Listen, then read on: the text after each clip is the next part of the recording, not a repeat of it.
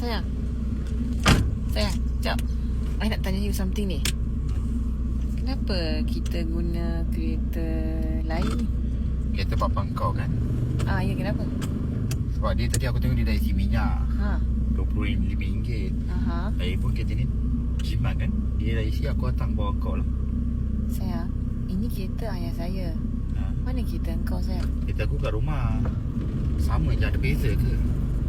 Kau semua benda nak berjimat, nak guna free. Semua family members aku punya barang semua kau pakai. Dah, papa aku dah isi minyak tadi. Papa aku terpakai lagi. Aku bawa je lah. Apa isu dia? Kenapa tak malu, sayang? Apa nak malu? Ha?